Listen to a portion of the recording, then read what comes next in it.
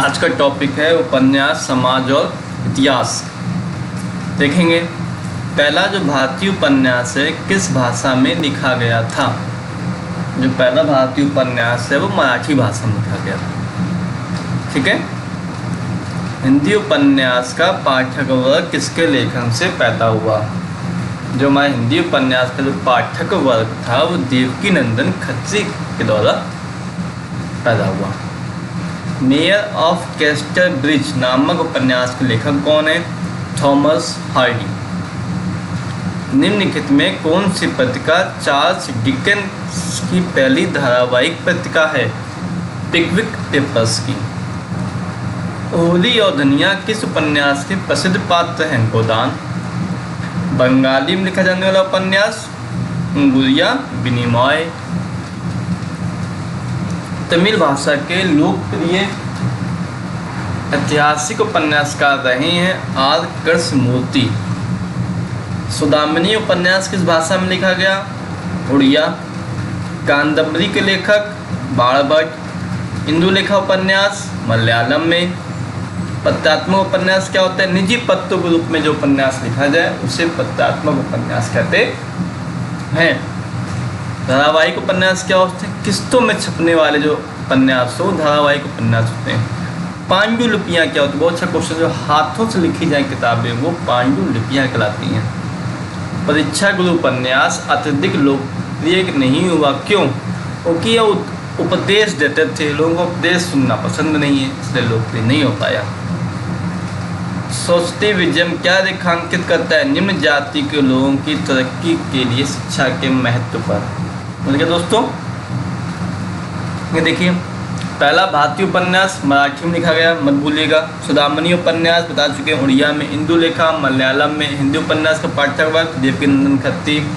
वही है Mayor of Casterbridge Thomas Hardy. Charles Dickens Pickwick Papers वही वाला है। फिर से आगे हैं। आगे देखिए उपन्यास बहुत सारी संस्कृतियों को एक साथ मिलाता है। स्पष्ट कर कीजिए। जो उपन्यासों में होती है ना उसमें जन साधारण की बोलचाल भाषा का प्रयोग किया गया है।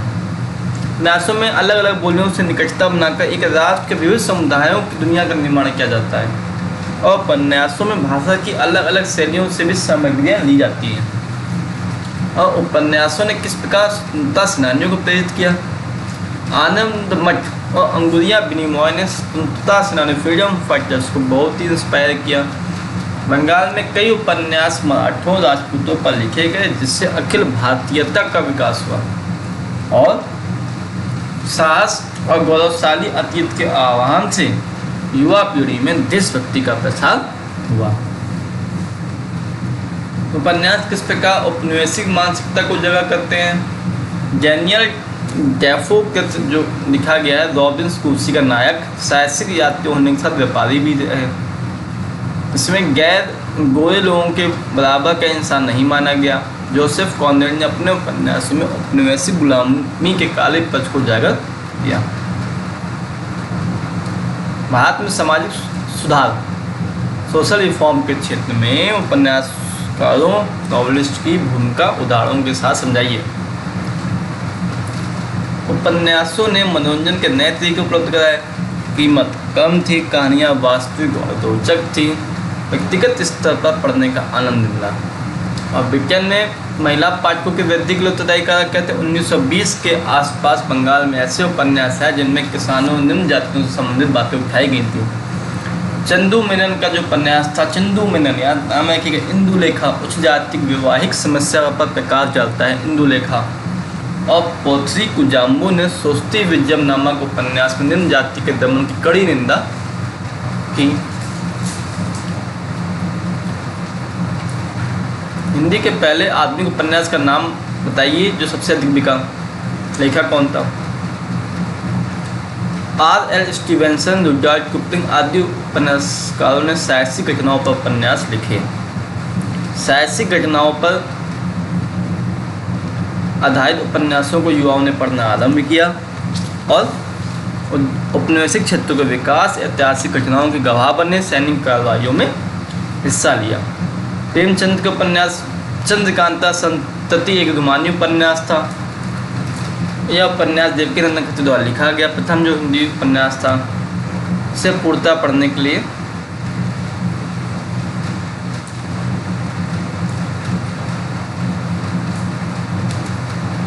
प्रथम बंगाली भाषा के उपन्यासों की विशेषताएं लिखिए। लिख सकते हैं उपन्यासों में वर्नाकुलर भाषा का प्रयोग क्यों किया गया। कि जो वर्नाकुलर भाषा थी वो आम जनता द्वारा बोली और समझी जाती है। इससे एक साझे राष्ट्र का एहसास हुआ। शास्त्रीय भाषा सड़क छाप भाषा में सामंजस्य स्थापित हुआ। विश्व की विभिन्न संस्कृतियों को एक साथ लेकर आई। हार्ड टाइम्स की रचना किसने की। हार्ड टाइम्स की रचना चार्ल्स डिकेंस ने की। औद्योगिकरण के दुष्प्रभावों का वर्णन हुआ। काल्पनिक शहर के माध्यम से औद्योगिकरण के प्रभाव को दर्शाया गया। Last 2 question. असमिया उपन्यास की प्रमुख संरचनाओं और विकास बताइए। असमिया भाषा का उद्गम 7वीं सदी में हो गया था। साहित्य विकास 13वीं सदी में हुआ। प्रारंभिक असमिया उपन्यास मिशनरों ने लिखा। प्रथम उपन्यास फूलमणि और करुणा था। याद रखिएगा, फूलमणि और करुणा। मलयालम लिखा उपन्यास इंदु लेखा में किस मुद्दे को उजागर किया गया। इंदु लेखा एक प्रेम कथा पर आधारित उपन्यास था। इंदु लेखा जैसे उपन्यास मलयालम का है, तमिल का है। उस जाति के लोगों द्वारा लिखे जाते थे। उस जातियों के व्यक्तियों का उल्लेख होता था। नंबूदरी ब्राह्मण उस समय केरल के बड़े जमींदार थे और नायरों का एक बड़ा वर्ग उनकी रेती लगानदार था। दोस्तों छोटा सा टॉपिक था, हमारे साथ आप बने रहे। आप सबका बहुत बहुत धन्यवाद। जय हिंद, जय भारत।